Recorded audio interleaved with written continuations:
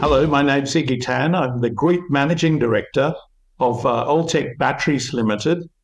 And our main project is basically the Serenergy Battery project based in Germany, essentially an alternative to the lithium-ion battery using common table salt and nickel metal powder. So very exciting technology, as well as the Silumina Anode project, which essentially incorporates silicon in lithium-ion batteries to increase the capacity of these batteries.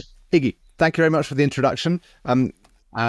Great to get the recap of the two kind of main products and the two the two kind of lines of the company, the two streams of the company. We will get into them, but I perhaps at kind of a top level bit of news is that you've raised some money, you've refinanced the company, very difficult markets out there. You've raised just under $16 million Aussie dollars. Can you tell me about how that process was in this market and who you raised the money with? Yeah, so you're correct. We raised 15.8 million recently. That incorporates a placement as well as a rights issue involving our shareholders. But the most important thing is that our major shareholder, the Deutsche Balaton Group, underwrote the rights issue to the value of the 7.5 million. So we had very good support. Considering the market is very difficult, we managed to raise 15.8 million, which now allows us to carry on with both of those projects, the Serenergy project as well as the Silumina Anode project. On the Serenergy, we are looking to finalize the DFS very shortly, and we will be announcing the results of that. But we're also very focused on getting some offtake for the 5 years of these 100 megawatt plant that we're going to build in Saxony, Germany. So looking forward to some very exciting news down the track.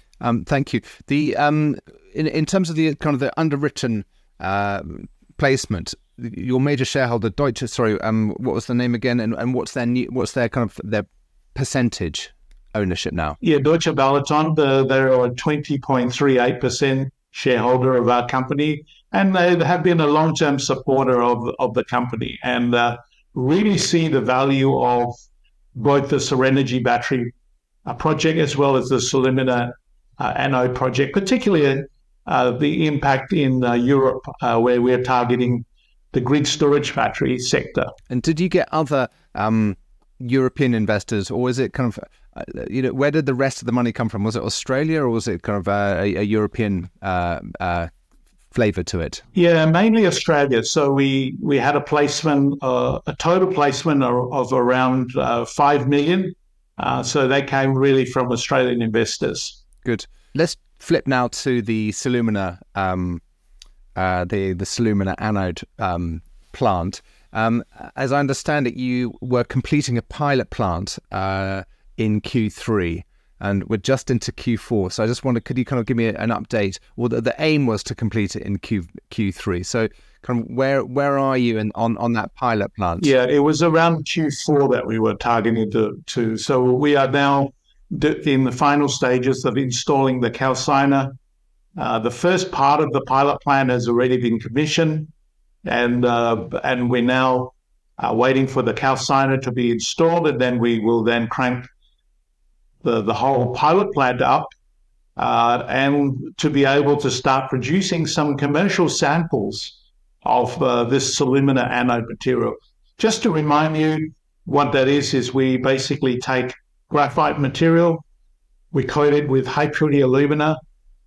We also take silicon material and coat it with high purity alumina, and we incorporate that into our product, which we call Silumina Anode. By incorporating silicon in graphite, we can increase the capacity of graphite manyfold.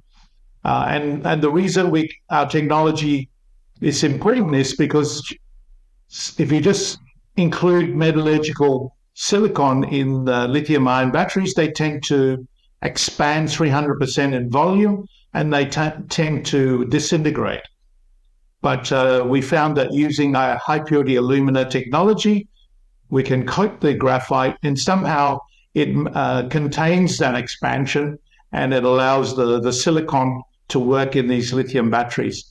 Silicon has 10 times the capacity to hold lithium ions. So if you can incorporate silicon lithium batteries, it increases the density of the batteries dramatically. And our technology seems to work. We are now getting this pilot plant to be in production so that we can produce some commercial samples to our prospective customers. They're waiting for these samples so that they can start their qualification process. I seem to recall that it was the kind of that fracturing, the expansion, the contraction that caused the fracturing, and the alumina coating kind of anneals or heals or prevents the fracturing, so you can recharge and recharge and recharge without losing the capacity. Yeah, absolutely. So, and I think we announced that by incorporating the silicon, we can produce batteries that are 30% higher energy density. So very exciting area, and the industry is waiting for some of our commercial samples so they can get on with the qualification process. Correct me if I'm wrong, but it's going to be producing about 120 kilograms per day. Is that the kind of the planned output, or is that just the nominal capacity? Yes, that's correct. So 120 kilos a day, and essentially that forms also the basis for the DFS. As you know, we completed a pre-feasibility study on the Silumina anode project. We're now very close to finalizing a definitive feasibility study. We have the land available. We've now completed the whole design of that plant, layout on site, and we are now in the process of getting the permits. So we are working through the local authorities for the permitting and environmental approval process. When I rootle around at the back of your news releases and your presentation, I read phrases like 3D printing of silicon carbide linings and high tech kind of processes. And I think you've also changed or updated your design on the basis of what you've learned already from the pilot plant. So I guess my question is this very sensitive engineering, and does the high-tech nature of it mean that it's all really expensive, and has the scope changed, and are the numbers going to change a lot in this DFS? Yeah, the basic design hasn't changed. When we talk about printing of silicon carbide, we have to have these linings in the calciner, and essentially that's how they're made today with printing. And we are working with a European supplier for that. And but we're looking forward to getting this pilot plant up and running and really delivering some of these commercial samples to our potential customers. Let's say it gets completed, the pilot plant completed this year, and will you be able to get some samples out to customers this year, or is that something that will? And what's the turnaround time before you kind of get the feedback from them? So generally, the qualification process is also quite a lengthy process, but the main point is to get those samples so they can start their qualification process. We are talking to very big groups at the moment that are very interested. We've signed NDAs.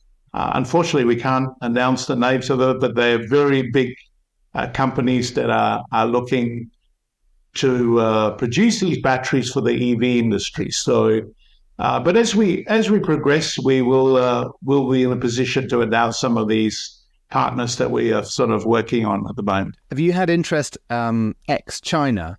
Because of the kind of the polarization of the kind of politics, global politics at the moment.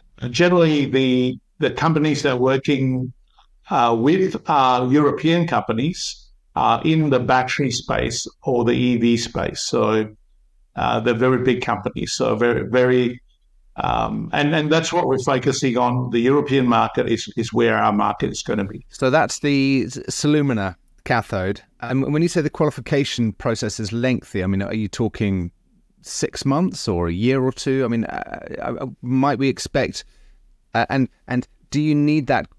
Sorry, I'm asking lots of questions. I should just ask one. Let's stick with that. You know, when you say lengthy qualification process, what do you mean? Well, it generally takes about 12 months, but that doesn't mean that we have to wait that period of time before we can look at funding of the project. So we will move from a DFS straight to looking at the funding of the project, and as I mentioned, permitting. And if we're subject to funding and finance, we can actually start building this Silumina anode project. So it doesn't mean that we have to wait for that period of time. That qualification process can happen while we're building the project as well. So generally it takes about 18 months to 12 to 24 months to build these plans. And we're looking at maybe having product out by the back end of 2026. On the basis of that back end of 2026, that means you'd like to get the feasibility done as soon as possible and the financing done in the first half of next year. Yeah, absolutely. We're not very far away from completing the DFS. And then we've already been talking to a lot of banks in Europe. We're looking at grants. As you know, the EU is very interested in supporting projects like these.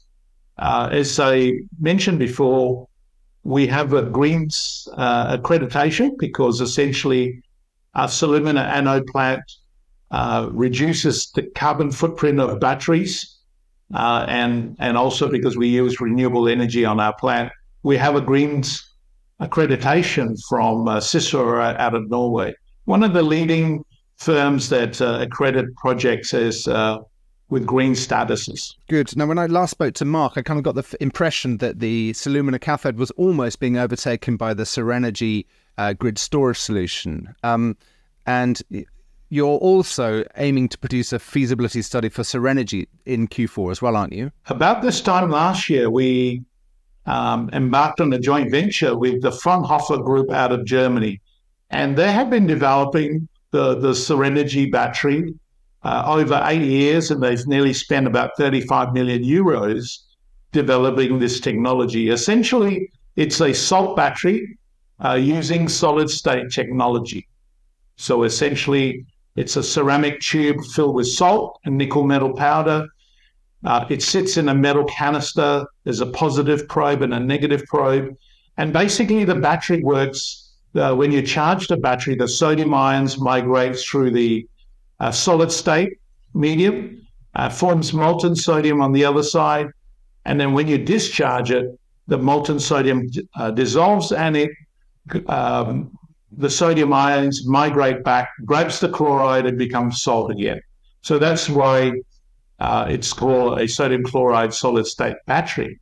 Now, one of the important things about, and what we've got excited about this technology is that I'm sure you know some of the challenges of lithium-ion batteries with battery fires and so on. There's some real concerns out there with lithium battery fire. Our battery is virtually fireproof. The other benefits is that we can operate in very cold climates and hot desert conditions. And also the battery has nearly double the life of a lithium battery. So those are very important benefits of the battery. The most important benefit is that we don't use some of the critical minerals that the lithium-ion battery uses. For example, lithium. We use common table salt. We don't have any copper in our batteries. As you know, there is a copper crunch where there's not enough mines coming on board to even meet the demand for the EV industry on copper. Graphite, we don't have a graphite in our battery.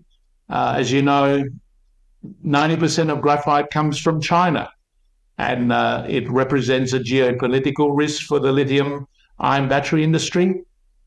We don't have manganese, we don't have cobalt, and so on. So because we don't have those critical minerals, we are going to be a much cheaper battery, and we don't rely on the critical minerals where we've seen price rises of lithium, 2 to 3 fold in the last, in the last 2 or 3 years. So that's why we got excited about that technology, and that's why we sign up a joint venture agreement with Fraunhofer to commercialize this technology and to build the first 100 megawatt plant. So we got the land in Saxony, Germany. That's the first project, 100 megawatts of these kind of batteries.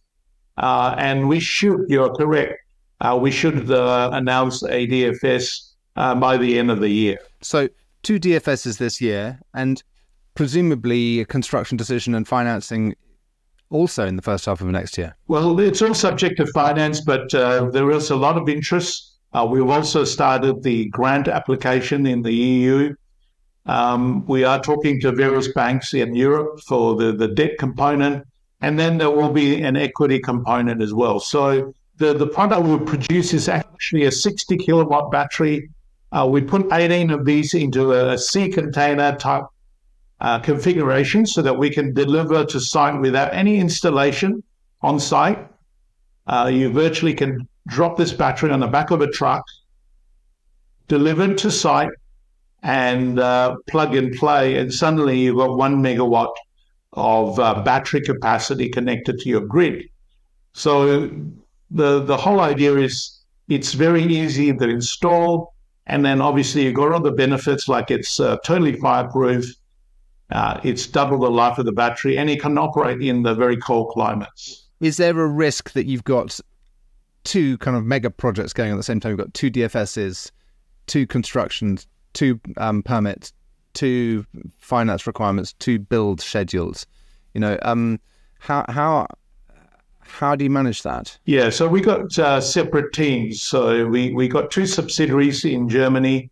One is the Altech Batteries GmbH, which manages the Serenergy Battery. And in that subsidiary, we've got the Fraunhofer people, the joint venture people. We've got all the engineering people that operates there. The Silumina Anode is in a separate subsidiary. We have a whole bunch of different people that manages that project as well. And you are correct, but the opportunity for the Serenergy battery came along, and really we thought very exciting technology. We should also develop that. So those 2 projects are developing. But I just want to add that the market that we are focused on is the grid storage market for the Serenergy battery project. I don't know whether you're aware that the grid storage battery market is a nascent market, and it's expected to grow at 28% year on year. And the forecast is that there's nearly about 150 billion to be spent by 2035 right around the world, because as the world shifts for this green transition. So you can see all these solar plants being built as power stations. The problem with that is that during the day, when the sun is shining, you're generating power. But at night, when the sun's not shining, you don't generate power. So this is a problem. And the solution for that is grid storage batteries. So our batteries connected to the grid will resolve that energy, that intermittent power generation problem. So essentially during the day, you can charge these batteries, and then at night, you can discharge the batteries and still produce that power consistently over 24 hours.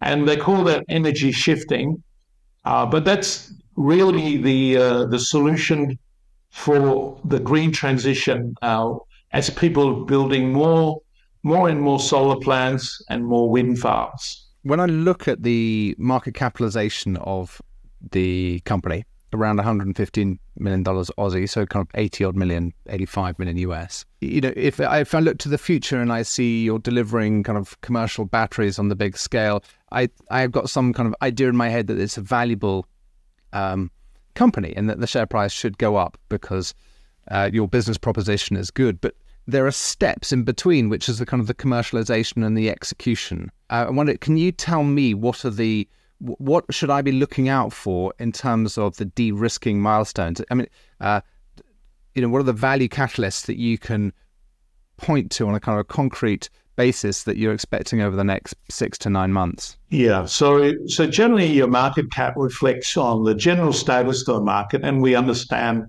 the general status of the market is not very good at the moment. But the fact that we could raise 15.8 million in this market shows that there is support for companies like us. We've got a total of 7,500 shareholders. We built that up over the years from 400. So we have got very good daily liquidity. So that shows the support. And as I said to you before, we concentrate on doing the work. The macro factors you can't control those macro factors. If you can concentrate on doing and building that project, then the value will come at some stage. So the most important thing is that we have enough money to carry on and to complete these 2 projects to DFS and then start to look at funding. So I'm less concerned about where the current market cap is versus 12 months ago. Before we announced the raising, we were at 9.5 cents. We had to get the raising done at 7 cents. So essentially, that's just the legacy of that raising at 7 cents. So we'll recover, and the value will follow as we hit those milestones. So if you talk about milestones, completion of the DFS, we are looking at an offtake partner for all the batteries that we produce. Essentially, looking at a utility company that is putting on 7 to 8 gigawatts of renewable energy online, and they need batteries. So they're happy to use lithium batteries, they're happy to use redox flows, and they're happy to use our batteries. So we're looking to get a 5-year offtake with one company for all the batteries we produce for the first 5 years. And hopefully also to fix the price, so that will help with the financing out of that. In the long term, we are looking to then move towards a gigafactory, so a much, much bigger factory. 100 megawatts really is quite a small factory, but it's really a demonstration project. And then we look at going towards a 3 to 4 gigawatt type style plant. So that's where we start to scale up. And can that all be done in the land space you've got in Saxony? No, not the current land space, but we are talking to the authorities to look at potential land around us, so that we can then now start to do the work on the gigafactory. Iggy, thank you very much for the update. We haven't actually addressed the news release that you put out this morning, which was the start of the permitting process. Why did you feel the need to kind of put that out as a separate news item? Well, as you know, one of the risks around projects is permitting, the time frame for permitting and getting environmental approvals. So the way you manage that is to do a lot of that up front. So we've been talking to the authorities. We've submitted the application for the permits and then environmental approvals.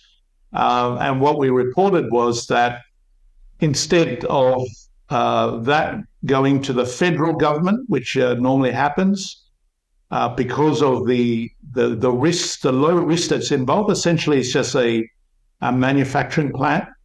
The local authorities or the ministries have decided whether the approval process will take place at the state level. So that changes the time frame of approvals for a project from a state level to the federal level. So we thought that was a significant achievement, and it means that the approval process will be much quicker at the state level. And down the track, hopefully we can announce when the plant is approved, and we can actually start constructing the plant subject to finance. What we don't want to do is to get finance and find that we're not ready to go in construction because we're waiting for some approvals. Good. That all makes sense. Iggy, thanks very much for the update. Go get them. Let's have a look at these two feasibility studies, and we'll get some idea of the numbers and the quantum around CapEx and what next year will look like. Yep. Thanks for having me. Good to see you again.